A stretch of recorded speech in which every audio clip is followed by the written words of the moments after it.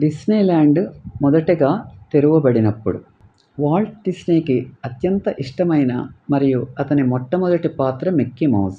ఈ పాత్ర 1928 November 18న న్యూయార్క్లోని colony థియేటర్లో ప్రదర్శించబడిన స్టీమ్బోట్ విల్లీ అనే పూర్తి నిడివి కార్టూన్లో కనిపించింది.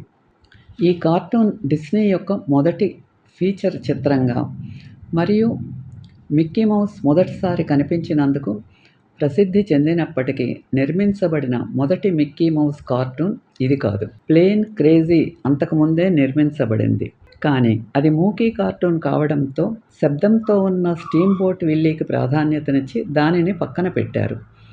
తన ప్రాణాంతక అనారోగ్యం సమయంలో డిస్నీ తన భార్యతో పలికిన చివరి మాటలలో ప్రపంచవ్యాప్తంగా నన్ను గుర్తుంచుకోవడం ఎంత బాగుందో కదా అని ఉన్నదంట.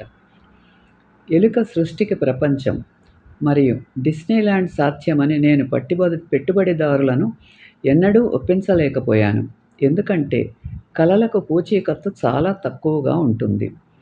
అనారోగ్యంతో డిస్నీల్యాండ్ తెరవబడుతుంది. కాలిఫోర్నియాలోని అనహైమ్లో నిధులు సమీకరించిన తరువాత డిస్నీల్యాండ్ మెయిన్ స్ట్రీట్ యుఎస్ఏ యొక్క 5 విభిన్న థీమ్లతో కూడిన జోన్ల నిర్మాణం ప్రారంభమైంది. డిస్నీ చెప్పిన ప్రకారం ఇది తాతయ్యల యవ్వనపు రోజులకు కాలాన్ని వెనక్కి తీసుకువెళ్తుంది.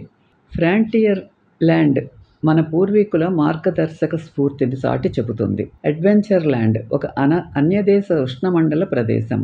టుమారో ల్యాండ్ భవిష్యత్తు అద్భుతాలను చూపిస్తుంది. మరియు ఫ్యాంటసీ ల్యాండ్ కోట మరియు ఫ్యాంటసీ గ్రామంతో పూర్తి స్థాయిలో ఉంటుంది. ఇక్కడ ప్రతి ఒక్కరి యవ్వనంలోని క్లాసిక్ కథలు అన్ని వయసుల యువకులు పాల్గొనడానికి వాస్తవాలుగా మారతాయి. మ్యాజిక్ కింగ్డమ్ సంవత్సరానికి 5 మిలియన్లకు పైగా సందర్శకులను ఆకర్షించటంతో కళలు కూడా ఫలాలను సృష్టించగలవని డిస్నీ నిరూపించింది. జీవితం పట్ల దాని శుద్ధి చేయబడిన దృక్పథానికి విమర్శలు ఎదురైనప్పటికీ డిస్నీల్యాండ్ ఎంతగానో విజయవంతమైంది. దానితో డిస్నీ కార్పొరేషన్ ఫ్లోరిడా 1971, టోక్యో 1983 మరియు ప్యారిస్ 1992లలో మరో 3 థీమ్ పార్కులను ప్రారంభించింది. ఎదురుగా వాల్ట్ డిస్నీ తాను అత్యంత ప్రసిద్ధిగా సృష్టించిన మిక్కీ మౌస్ ఉన్న నేపథ్యం ముందు నిలబడి ఉన్నారు. డిస్నీల్యాండ్లోని స్లీపింగ్ బ్యూటీ కోట గేటు గుండా పిల్లల గుంపు దూసుకు వస్తుంది. ఆ సమయంలో మీరు ఎక్కడ ఉన్నారు? ప్లాస్టిక్ మొసళ్ళు కరకరలాడాయి, సింహాలు గర్జించాయి, పులులు ఘోషించాయి. తీరం ఉష్ణమండల పుష్పాలతో నిండిపోయింది. చెట్లపై నుండి అడవి పక్షులు అరిచాయి.